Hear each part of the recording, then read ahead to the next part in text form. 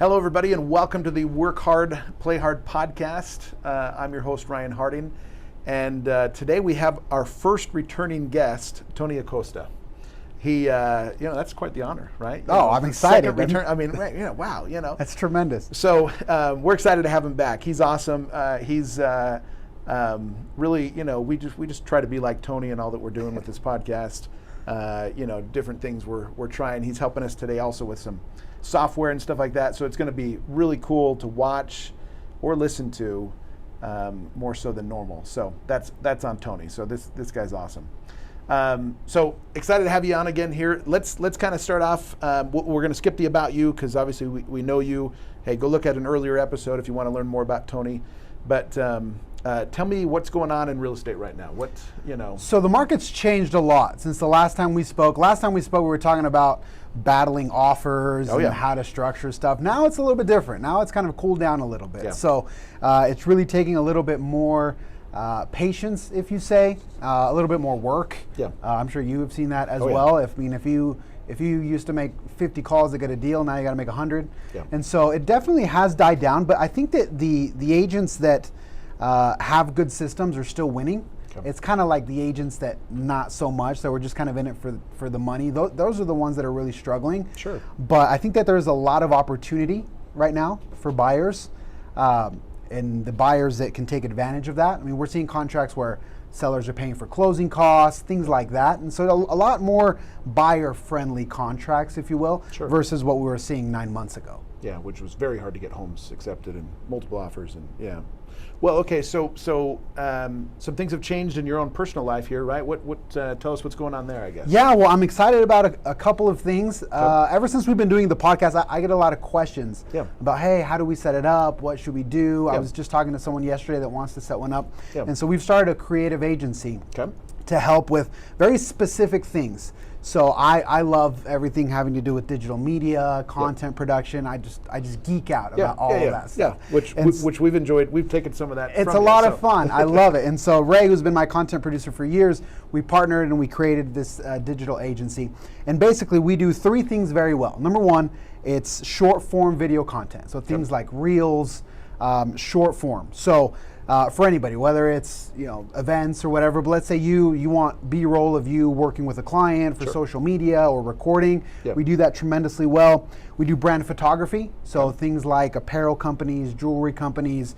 So anybody that needs images for Instagram, for catalogs, for websites, things like that, working with brands, and the podcast production side. So whether people want us to come in and do something like this where we can record the podcast, or helping people through consulting and things like that. So I'm super excited about that project. It's a lot of fun, and more than anything, it's helping people be more seen, if you will, because as an industry we struggle a lot with social media.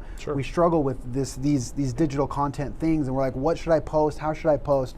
And so really trying to help agents, lenders, or any entrepreneur to do better on social is really what we're trying to accomplish. Okay, awesome. Hey, wish you luck in this endeavor. I'm sure you'll do very well with it. So you also started your own business not too long ago, right? Yep. So back in March, I started my own brokerage. So now I own my agency. The agency name is 1% Lists Wasatch Front. Okay. So we've been in it for 4 or 5 months now.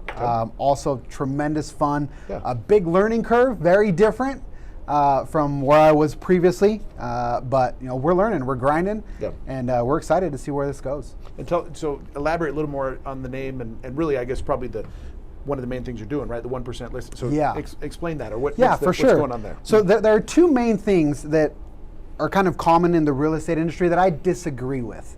The first one is that we as agents, we're still doing business like it's 1985. And so for all of the people, and myself included, that never experienced being an agent pre-internet, let me break it down kind of how it used to go, right? Everything had to be physical. So if you wanted to get somebody pre-approved, you had to physically go to the lender, have the interview, physically take the documents. Everything was physical. Once you started doing showings, for example, again, everything was physical. You had to pull out your big old map, and you had to chart everything, and you had to physically go get the lists of properties, physically hand deliver them to your buyer. There weren't any photos, maybe one if you were lucky. And so all of that was just man hours that you had to do. Sure. When you went out to show homes, because there were no photos, there wasn't an MLS like there is now where you can see 37 photos of a home, people didn't know what it looked like on the inside. And so it was very common for you to go show a home, it's crappy on the inside, buyer doesn't want it, now you wasted time. And so everything just took so much longer. Sure. And so we were charging 3% because it was a complicated endeavor. Like, it was hard to do. But now with the internet, it's so much easier. So all of those steps that I just outlined, they no longer exist. Like, everything can be done digitally. People can connect. Like, I've had situations where people connect with a lender, they scan their documents with their phone, they send them, they get their pre-approval letter, and they never even meet the lender. It's all done digitally. Sure. Same things with sending property lists. You have Google Maps. Like, everything's just so much easier, yet we're still charging like it's 1985. Gotcha. And so I just feel that technology disrupts industries. And the disruption within real estate has come in a sense where the brokers and the agents have had most of the benefit, not the end consumer. Gotcha. And I feel like that's what needs to change. So that's number one. And number two, there's often the argument that agents charge so much because if I get one deal, there was another 5 deals that I went and showed homes on that they didn't do anything. And so I spent all this time with other people, hence why I charge so much for the small amount of deals that I can close. Sure. My argument is that's not the consumer's problem. Right? So the consumer doesn't care if I failed on 3 other buyers. Sure, they care about themselves. Yeah. So if we're passing the time cost that I have invested on other people to you, I don't think that's fair.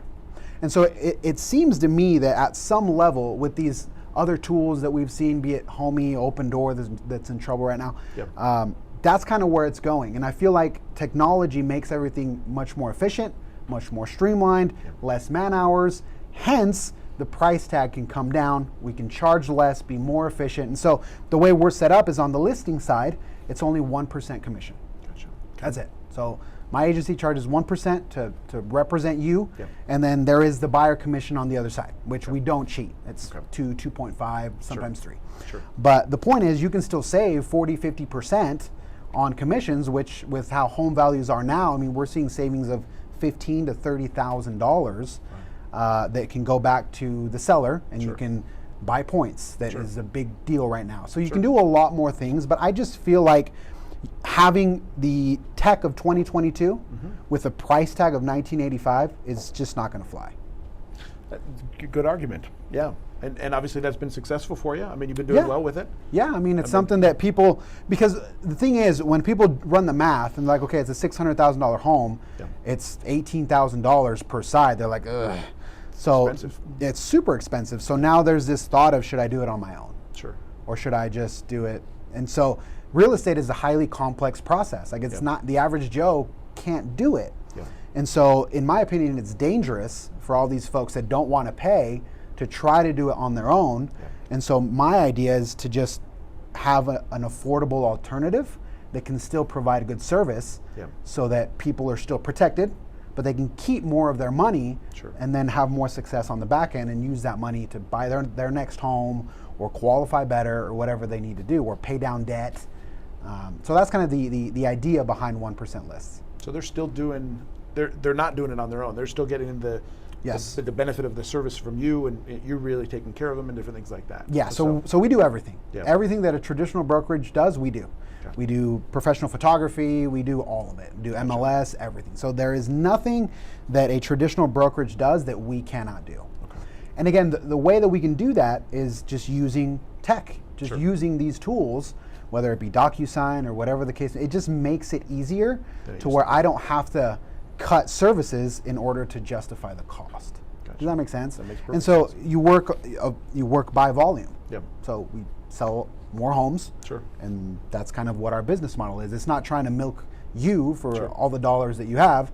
It's trying to work with all 5 people that are in this room, give them the value, and that's how we make money on the back end. Gotcha. So I appreciate that. So, what about running your own business? Has that been hard to do? Having your own brokerage and stuff like that? Yeah. It is hard. Okay, tell me. I'm not going to lie. Yeah. It's much more complex than I originally thought. It's always cool to say, oh, I'm the owner, I'm the CEO. It's cool. Yeah. But everything on the back end, from licensing Yep. to working with the state Yep. to accounting, like the accounting is completely different now. Sure. From being a sole proprietor to an S corp, like it's just completely different. And so there's a huge learning curve.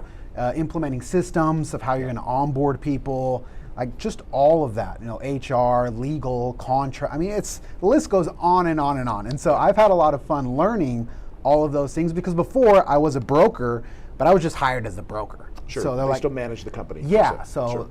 So the owner of the company was like, hey, I'll hire you as a broker. I'm going to pay you this much, and you got to train agents. Cool. That's all I did. I didn't have to worry about the HR or hiring someone or I didn't have to do any of that. And now I do. Yeah. And so it is difficult. It is a learning curve. It's incredibly humbling because I consider myself a very good agent, but I'm learning. I'm barely a baby as a manager, as an executive, if you will.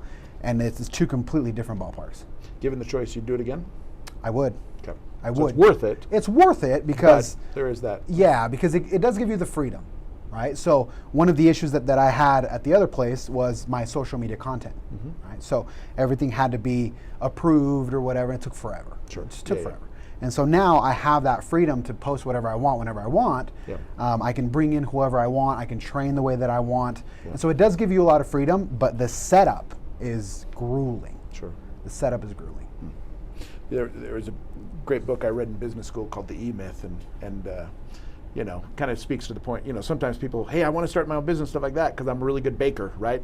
And it's like, well, but once you become the owner of the business, you better not just be good at baking. You also have to be good at accounting, HR, different things like that, right? So there's more to it than just that one area that maybe you're really good at, which obviously, is sometimes the challenge. But that's good to hear you'd still do it. So let's talk about, leadership and things like that. What makes a good leader, would you say? So in my opinion, there's two kinds of leaders. There's the person that feels that everybody works for them, and there's the person that works for everybody in the room. Okay.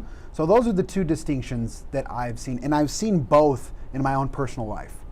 So if you're the kind of person that you're the boss and everybody works for you, then it just creates this traditional relationship of employee to boss, to where I fear you. If I make a mistake, I don't want you to know about it. Sure. If I have a question, I'm insecure, so I don't want to ask it so there's just not the channels of communication are not good. Sure. Therefore, things don't get done. What I have found, seeing examples of better leaders, is if I'm the leader and I work for you, I am actively trying to figure out how to help you. I am actively working to make sure that you're okay, that you feel good, that you feel fulfilled, that you know what you have to do, and that you're successful at your job, because nobody wants to suck at their job. Of course. Like when you suck at your job, it just doesn't help anything in your life. Yeah. So being competent at what you do, I think, is critical to mental health, to all of these different things. Just knowing that you go to your job and you're valuable and you're good at what you do, I think that's tremendous. So in my opinion, a good leader makes sure that is the case.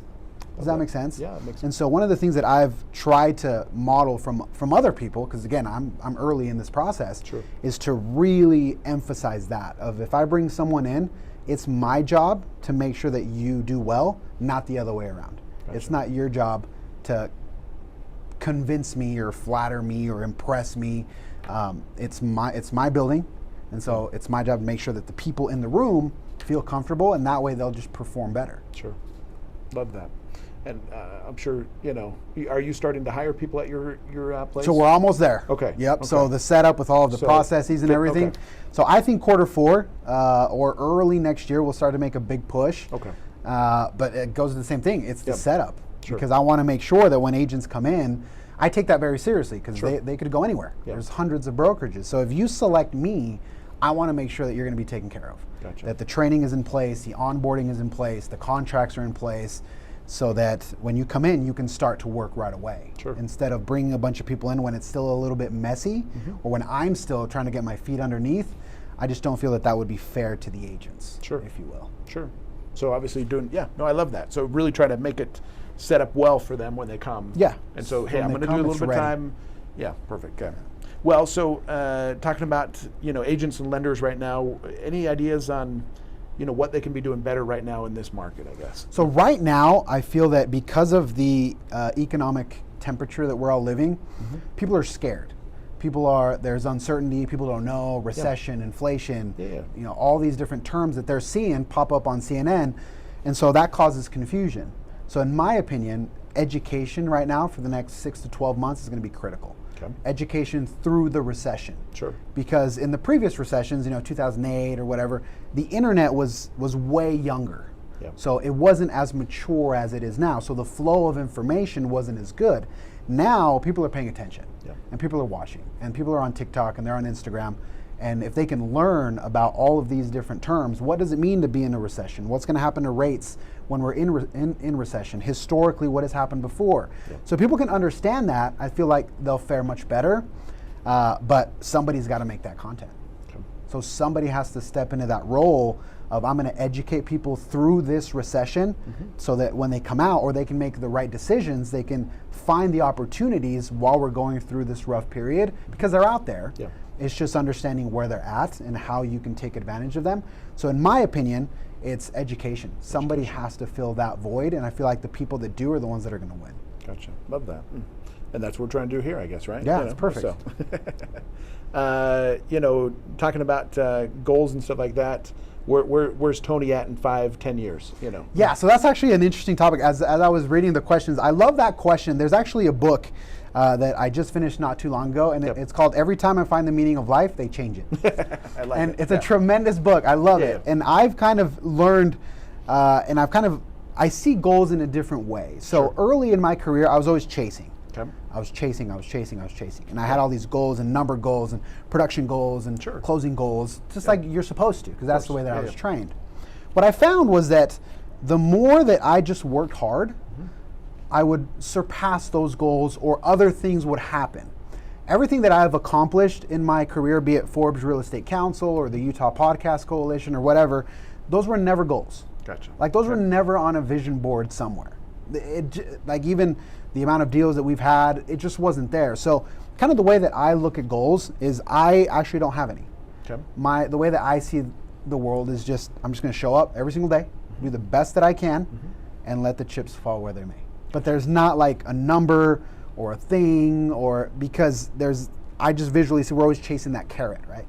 So we're always chasing. And in this book, Every Time I Find the Meaning of Life, They Change It, he talks about that. He says he has goals, he reaches them, and then it's like on to the next goal. And on to the next goal. And on to the next goal. And so for a lot of people, that creates frustration. It doesn't create fulfillment, because you accomplish the thing you wanted, and then you sit down and you're like, cool, like what's next? And so it's this constant chase. You're on a treadmill forever. And so I have just kind of taken the philosophy about, I'm just going to try to be the best agent that I can, the best communicator that I can, and whatever comes and whatever happens, cool. Gotcha. Okay. Well, hey, I like that. What about your crystal ball skills? You got those, right? So what do you think about the market here in Utah? Where do you see that going, I guess, here? So I don't think the market's going to crash. That's the word that everybody's talking about, crash. I don't think it's going to crash. That's what we all remember, right? 2008 and stuff like that. And so that's what, so everybody's terrified of that. But we're in a completely different place, just economically, from what was happening, foreclosure rates, it's completely different. And so in my opinion, first off, we have to understand that what happened in 2020 and 2021 is not normal. Like that's not natural. Like that's not supposed to happen. You're not supposed to have 25% appreciation year after year. That's just not normal, nor is it healthy, nor is it good. Nobody wants that. Great. Yeah, unless incomes are going up the same rate. Of course. Which means the price of hamburgers going up too, right? Everything is going up. So nobody should want prices to go up that high. Not even sellers. Because then they have to go out and buy. And so nobody wants that. So what I feel is now it's going to become a much more normal market. I just did a podcast yesterday with kind of a market analysis and just looking at the charts and graphs, and we're pretty much back to where we were pre-pandemic. And so the pandemic was just this huge anomaly where everything was crazy. Now we're back to where we were 2017, 18, 19, where you would see 30 to 60 days on market, 3, 4, 5 offers, a much more balanced market where everybody has opportunity. We're not losing value, so sellers are still making money. They can still get multiple offers if they price accordingly, but they're not gutting buyers. Like buyers don't have to come in with $45,000 above appraisal. Sure.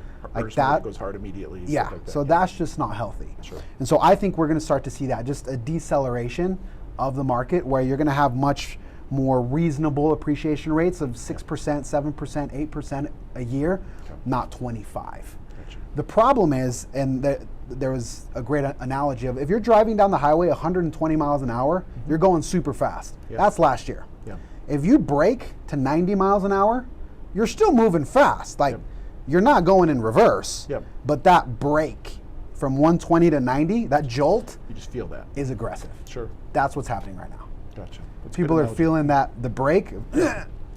and it's like, well, what's going on? But what you got to remember is we're still going 90. Yeah. We're not in reverse. We're not in decline. We're just not going as fast. So as far as, hey, sitting on the sideline, should I wait to buy? Should I wait till things stop? Thoughts on that? I don't think so. Okay. Just because there's no data to show that it's going to crash. Okay. If there was data to show that it was going to crash, okay. Sure. I think rates will slowly come back down. I don't think they're going to get as low as they were before. Yeah. I was looking at a stat yesterday of historical recessions, and usually what ends up happening is from beginning of recession, which is now, to the end, rates drop on average about 2 points from beginning to end over the last 6 recessions. Sure. So if you take that into consideration, a couple of weeks ago rates were at 6%, something like that. So I think they're going to be around 4, somewhere between 4 and 5, and I think that is a much healthier interest rate. It's not 2.5, but it's still manageable. I mean, from 6% to 4%, maybe it's $300 a month.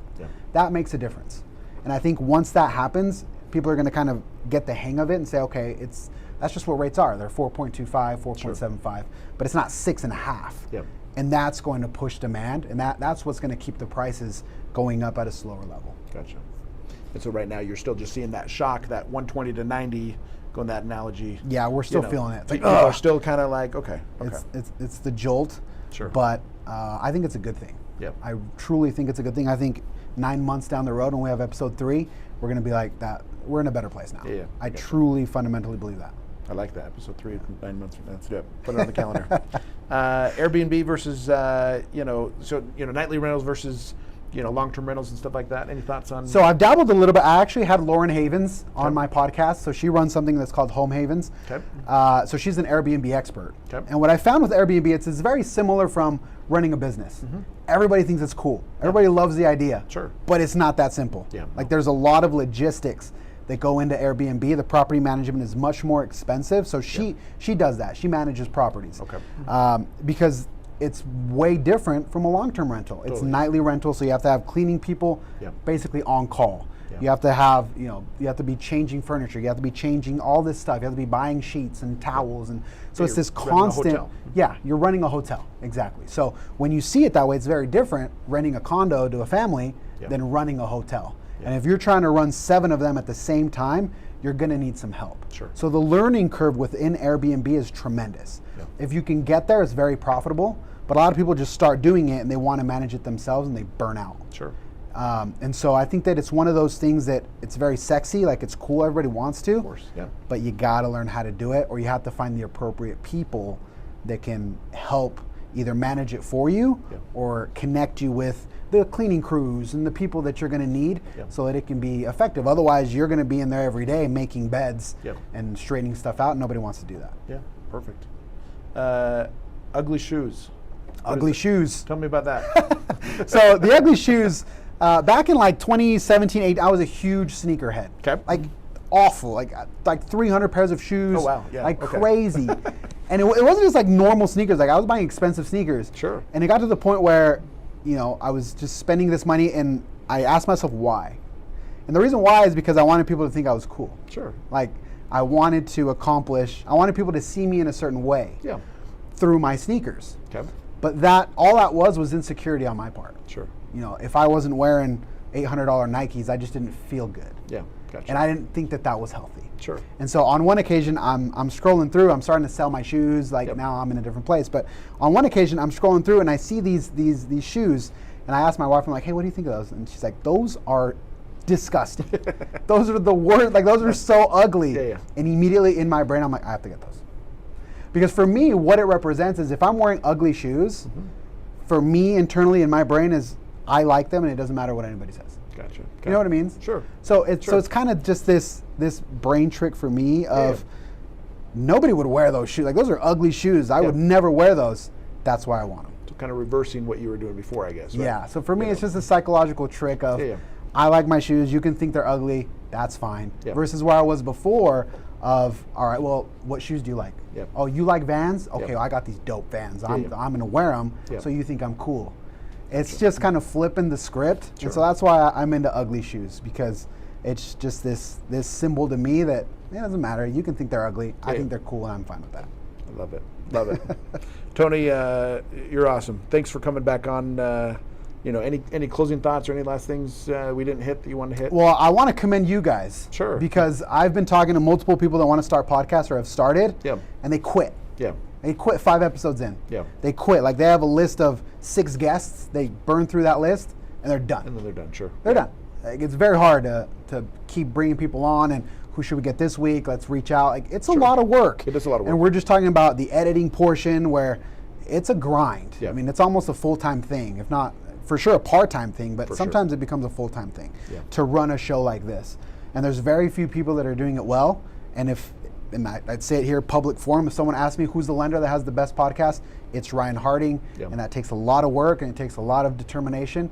So if I had a hat, I'd take it off to you, my friend. Hey, we would accept that. That's awesome. So, especially coming from you, Tony. So hey, glad you came on again, and it's on the calendar. Let's do it again. Let's do it. 9 months from now, we'll keep learning from you as we keep plodding around here with this podcast. But thanks everybody for listening. Work Hard, Play Hard podcast. Like us on Facebook, Instagram.